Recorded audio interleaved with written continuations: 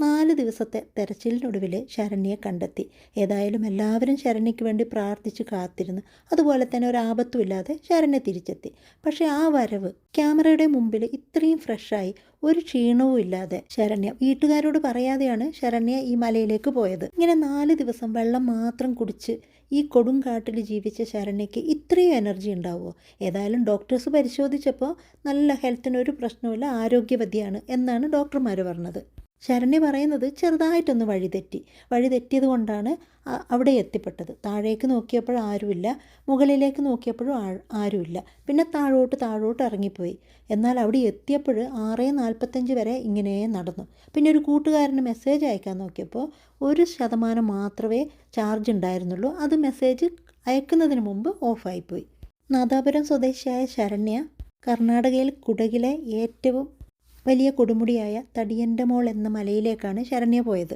ശരിക്കും ഈ 4 ദിവസത്തെ തെരച്ചിലിന് സർക്കാരിന് എത്രത്തോളം നഷ്ടമുണ്ടായി? ശരിക്കും ഇത് വഴി തെറ്റിയതാണോ അതോ വൈറലാവാൻ വേണ്ടിയിട്ട് വഴി തെറ്റിച്ചതാണോ?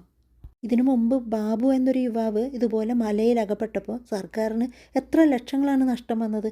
അതുപോലെ തന്നെ ഇപ്പോഴും ഈ 4 ദിവസം തെരച്ചിലിന് നടത്തുമ്പോൾ എത്രത്തോളം പണമാണ് ഈ ഒരു ശരണ്യ എന്ന സ്ത്രീക്ക് വേണ്ടിയിട്ട് ചിലവാക്കിയത്? ശരിക്കും ഈ പണമൊക്കെ ശരണ്യയിൽ നിന്ന് തന്നെ നഷ്ടപരിഹാരം എടുക്കേണ്ടതാണ് അല്ലേ?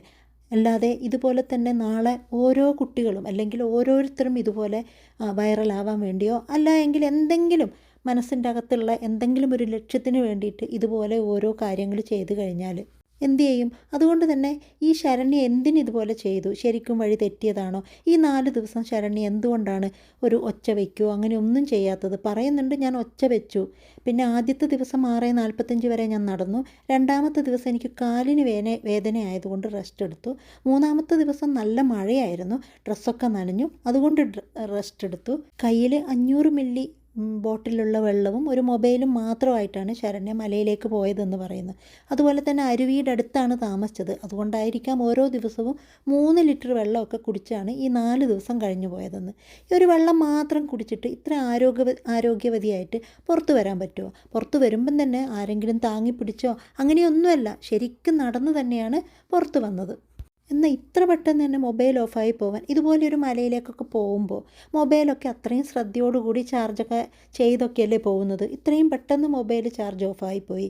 ശരിക്കും ഈ ശരണ്യയുടെ മൊബൈലൊക്കെ ആരെങ്കിലുമൊക്കെ ഒന്ന് പരിശോധിക്കണം. ശരിക്കും ഈ കുട്ടിക്കെതിരെ കേസ് എടുക്കണം. എന്നാലല്ലേ മുന്നോട്ട് എന്താണ് ഈ കുട്ടി ചെയ്തത്, എന്തെങ്കിലും ദുരുദ്ദേശമുണ്ടോ, ശരിക്കും വൈറലാകാനാണോ അല്ല മറ്റെന്തെങ്കിലും ഉദ്ദേശമുണ്ടോ, ഇതൊക്കെ ഒന്ന് കേസെടുത്ത് അന്വേഷിക്കണ്ടേ? ശരണ്യ പറഞ്ഞതുപോലെ തന്നെ 3 ദിവസം ഭക്ഷണം ഒന്നും കഴിച്ചില്ലേ, അതൊക്കെ ഒന്ന് പരിശോധിച്ച് കണ്ടെത്തണം. എന്നാലല്ലേ ഇവൾ കള്ളത്തരം പറഞ്ഞതാണോ അല്ല വേറെ എന്തെങ്കിലും ദുരൂഹതയുണ്ടോ എന്നൊക്കെ മനസ്സിലാവുള്ളൂ. അല്ലാതെ തന്നെ മുമ്പ് ഈ ബാബു എന്നൊരു യുവാവ് മലയിൽ കയറിയപ്പോൾ കുറച്ച് ദിവസം കൊണ്ട് തന്നെ ബാബുവിനെ മാതൃകയാക്കി മറ്റൊരു യുവാവ് പോയി. അതുപോലെ തന്നെ ഇപ്പോൾ ശരണ്യ 4 ദിവസം തെരച്ചിൽ നടത്തുന്നു, എല്ലാവരും ചർച്ച ചെയ്യുന്നു. അപ്പോൾ മറ്റുള്ള കുട്ടികൾക്കല്ലേ മറ്റുള്ളവർക്ക് ഇതുപോലെയൊന്ന് ചെയ്താലെന്താ എന്ന് തോന്നി ഇത് അനുകരിച്ചാൽ എന്ത് ചെയ്യും? ഇപ്പം തന്നെ നമ്മൾ കാണുന്നുണ്ട്, റീൽസ് എടുക്കാൻ തന്നെ ട്രെയിനിൻ്റെ മുമ്പിൽ പോവുക, അല്ലായെങ്കിൽ വലിയ ആഴത്തിൽ മുകളിൽ നിന്ന് താഴോട്ട് ചാടുക, ഇങ്ങനെയുള്ള കാര്യങ്ങളൊക്കെ കുട്ടികൾ ചെയ്തിട്ട് തന്നെ, കുട്ടികളെന്നല്ല യുവാക്കളായാലും ആരായാലും ചെയ്തിട്ട് എന്തെല്ലാം ആപത്തുകൾ നമ്മൾ കാണുന്നുണ്ട്. ഇതിനെപ്പറ്റിയൊക്കെ നന്നായി അറിയുന്ന ഒരാൾ പറയുന്നുണ്ട്, അങ്ങനെയൊരു വഴി തെറ്റാനൊരു സാധ്യതയില്ല, അങ്ങനെയുള്ളൊരു സാഹചര്യമല്ല എന്നുള്ളത്. പക്ഷേ ശരണ്യ പറയുന്നു ചെറുതായി ഒന്ന് വഴിതെറ്റി. ഇതൊക്കെ കേൾക്കാൻ വേണ്ടി വലിയ പരിവേഷം കൊടുത്ത് മാധ്യമപ്രവർത്തകരൊക്കെ ഒരു സൂപ്പർ വുമണാക്കിക്കൊണ്ടാണ് ശരണ്യയുടെ പുറകെ പോകുന്നത്. അത്രയൊക്കെ ഒരു സൂപ്പർ പരിവേഷം കൊടുക്കണോ? ഇങ്ങനെയുള്ളൊരു മലയിലേക്ക്, ഇത്രയുള്ളൊരു കാട്ടിലേക്കൊക്കെ പോകുമ്പോൾ അതിനെപ്പറ്റി കുറച്ചെങ്കിലും പഠിക്കാതെ ആരും പോവില്ലല്ലോ. അപ്പോൾ തന്നെ ശരണ്യക്കറിയാം അവിടെ ഭയങ്കരമായ ആന, കരടി ഒക്കെയുള്ള ഒരു കാടാണ്, ഒരു കൊടുങ്കാട് തന്നെയാണ് എന്ന് അറിയാം. അങ്ങനെയുള്ളൊരു വനത്തിൽ ഒറ്റപ്പെട്ടു പോയപ്പോൾ മാധ്യമപ്രവർത്തകർ ചോദിക്കുകയാണ്, പേടിയായില്ലേ? എനിക്കൊട്ടും പേടിയായില്ല എന്ന് പറയുമ്പം തന്നെ അത്രത്തോളം ഒരു സ്ത്രീക്ക് അവിടെ പേടിയാവാതെ നിൽക്കാൻ പറ്റുമോ? അതുകൊണ്ട് തന്നെ കേൾക്കുന്നവർക്കൊക്കെ എന്തോ ഒരു ദുരൂഹതയുണ്ട്, എന്തൊക്കെയോ കള്ളങ്ങളില്ലേ എന്നെല്ലാവരും ചിന്തിക്കുന്നതിൽ തെറ്റില്ല. കാരണം ഇങ്ങനെയൊക്കെ കേൾക്കുമ്പോൾ ഒരു സ്ത്രീക്ക് ഇതിൽ തന്നെ പർവ്വതാരോഹകനായ പത്തനംതിട്ട സ്വദേശിയായ ഷെയ്ഖ് ഹസൻ പറയുന്നുണ്ട്, രാത്രിയാവുമ്പോൾ ഈ കാടിന് പ്രത്യേകം ഒരു മാറ്റം വരുമെന്ന്. അങ്ങനെ പേടിയില്ലെന്നും ഇങ്ങനെയൊക്കെ പറയുമ്പോൾ ശരണ്യയുടെ വാദത്തിൽ വല്ലാതെ പൊരുത്തക്കേടുണ്ടെന്ന് ഷെയ്ഖ് ഹസൻ പറയുന്നുണ്ട്. കാരണം ആരായാലും ഒരു വനത്തിലോ അല്ല ഇങ്ങനെയുള്ളൊരു സ്ഥലത്തൊക്കെ ഒറ്റപ്പെട്ട് കഴിഞ്ഞാൽ എങ്ങനെയാണ് രക്ഷപ്പെടുക എന്നാണ് ആരും ചിന്തിക്കുന്നത്. പക്ഷേ ശരണ്യ ചെയ്തതോ ഡ്രോണും പ്രതീക്ഷിച്ച് അങ്ങനെ 4 ദിവസം കാത്തിരുന്നു. ഈ 4 ദിവസവും ഡ്രോണ് പറന്നെത്താൻ സാധ്യതയുള്ള തുറസായ സ്ഥലത്താണ് പോയി നിന്നത് എന്ന് പറയുന്നുണ്ട്. അല്ലാതെ രക്ഷപ്പെടാൻ ശ്രമിക്കുകയല്ല, ഡ്രോണിനെ കാത്ത് പ്രതീക്ഷിച്ചിരിക്കുകയായിരുന്നു. ശരിക്കും ശരണ്യ ഭക്ഷണമൊന്നും കഴിക്കാതെ ഈ വെള്ളം മാത്രം കുടിച്ച് 4 ദിവസവും ഈ കാട്ടിൽ തന്നെ ആയിരുന്നോ? അല്ല വേറെ എവിടെയെങ്കിലും ആയിരുന്നോ? ഇതൊക്കെ ശരിക്കും അന്വേഷിച്ച് കണ്ടെത്താവുന്നതേ ഉള്ളൂ അല്ലേ? ശരിക്കും വഴി തെറ്റി ഒറ്റപ്പെട്ടതാണോ അതോ മനഃപൂർവ്വം ഒറ്റപ്പെട്ടതാണോ? അതൊക്കെ അന്വേഷിച്ചാൽ കണ്ടെത്താൻ പറ്റുമല്ലോ. ശരിക്കും ഒച്ച വെച്ച് മറ്റുള്ളവർക്ക് മനസ്സിലാക്കാൻ വേണ്ടി ശ്രമിച്ചില്ലേ എന്ന് ചോദിച്ചപ്പോൾ ഞാൻ രാവിലെയും വൈകുന്നേരമൊക്കെ ഒച്ചയാക്കിയിട്ടുണ്ടായി എന്നൊക്കെ വളരെ അലസമായി, അതായത് ഇത്രയും ഒരു ഭീകരമായ ഒരു വനത്തിൽ നിന്ന് രക്ഷപ്പെട്ട ഒരു യുവതിയുടെ, ഒരു സ്ത്രീയുടെ ഒരു മാനസിക ഒരു ഇതൊന്നും നമുക്കവിടെ കാണാൻ പറ്റുന്നില്ല. ഭക്ഷണമില്ല, പേടി, വെള്ളം മാത്രം കുടിച്ച് കഴിഞ്ഞ ഒരു സ്ത്രീയുടെ ഒരു ആരോഗ്യസ്ഥിതി ഒന്നും ആയിരുന്നില്ല ക്യാമറയ്ക്ക് മുമ്പിലുണ്ടായിരുന്നപ്പോൾ. ഫുൾ എനർജിയിലായിരുന്നു. ഡോക്ടേഴ്സും പറഞ്ഞു ആരോഗ്യത്തിന് ഒരു കുഴപ്പമില്ലെന്ന്. എത്ര ആളുകളാണ് ഈ ഒരു സ്ത്രീക്ക് വേണ്ടി, ഈ ഒരു ശരണ്യ എന്ന് പറയുന്നൊരു സ്ത്രീക്ക് വേണ്ടി 4 ദിവസം തെരച്ചിലായിട്ടും ഒക്കെ ബുദ്ധിമുട്ടിയത്. എന്തായാലും വലിയ ആപത്തൊന്നും ഇല്ലാതെ രക്ഷപ്പെട്ടത് തന്നെ ഭാഗ്യം. എത്ര ആൾക്കാർ ഈ ശരണ്യയ്ക്ക് വേണ്ടി പ്രാർത്ഥിച്ചു.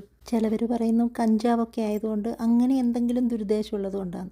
എന്നാൽ ഏറ്റവും ചിരിപ്പിക്കുന്ന ചിലവർ പറയുന്നത് മാനസികമായിട്ട് ഒറ്റപ്പെട്ട് നിൽക്കാൻ തോന്നി, അങ്ങനെ ട്രക്കിങ്ങിന് പോയപ്പോൾ ഒറ്റപ്പെട്ടു, എന്നാൽ പിന്നെ കുറച്ച് നേരം ഇങ്ങനെ ഒറ്റപ്പെട്ടിരിക്കാമെന്ന് വിചാരിച്ചു. ഇങ്ങനെയൊക്കെ കഥകൾ ഉണ്ടാക്കുന്നു. അങ്ങനെ ഒരു ഒറ്റപ്പെടാൻ വേണ്ടി ഈ മലയിലൊക്കെ പോകണോ? അല്ല എങ്കിലും മാനസിക പ്രശ്നം കൊണ്ട് മല കയറിയപ്പോൾ കുറച്ച് നേരം ഒറ്റപ്പെട്ടിരിക്കാമെന്ന് വിചാരിച്ചിട്ടൊരു സ്ഥലത്തിരുന്നപ്പോൾ തെറ്റിപ്പോയെന്നോ? എന്തൊക്കെയാണ് പറഞ്ഞു കൂട്ടുന്നതെന്ന് മനസ്സിലാവുന്നില്ല. എന്തായാലും ദുരൂഹതയൊന്നുമല്ല, ഇതൊന്നും കള്ളവല്ല. അങ്ങനെയൊക്കെ ആണെങ്കിൽ ഓക്കെ, അത് ശരണ്യക്ക് തന്നെ നല്ലത്. അല്ല എങ്കിൽ എന്തെങ്കിലും ഇതിലൊരു ദുരൂഹതയൊക്കെ ഉണ്ടെങ്കിൽ എല്ലാവരും അന്വേഷിക്കേണ്ട ഒരു കാര്യം തന്നെയാണ്. കാരണം അല്ല എങ്കിൽ ഇതുപോലെ വൈറലാവാൻ വേണ്ടി ട്രെയിനിൻ്റെ മുകളിൽ കയറിയിട്ട് റീൽസ് എടുക്കുകയൊക്കെ ചെയ്യുന്നത് പോലെ നാളെ മുതൽ പലരും ഇനിയിപ്പോൾ ഇതുപോലെ മലയിലേക്കൊക്കെ കയറി വൈറലാവാം എന്ന് ചിന്തിച്ചു കഴിഞ്ഞാൽ അതും ഒരു ശരി തന്നെയാണ്. പലരും പറയുന്നത് പോലെ നിഷ്കളങ്കയായൊരു സ്ത്രീയാണ് അവർ, ശരണ്യ.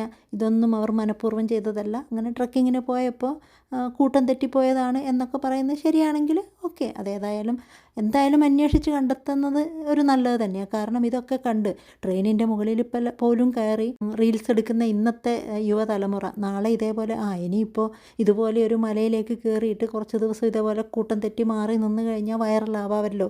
അതുപോലെ തന്നെ മാധ്യമപ്രവർത്തകരുടെയൊക്കെ മുമ്പിലൊന്ന് ഷൈൻ ചെയ്യാമല്ലോ, എന്നെ എല്ലാവരും അറിയുമല്ലോ എന്നൊക്കെ ചിന്തിച്ചിട്ടുണ്ടെങ്കിൽ എന്തായിരിക്കും അവസ്ഥ അല്ലേ? ഏതായാലും കൂടുതൽ ഹൈപ്പ് കൊടുത്ത് ശരണ്യയെ ഒരു സൂപ്പർ വുമൺ ആക്കുന്നത് ശരിയല്ല എന്ന് തന്നെയാണ് തോന്നുന്നത്.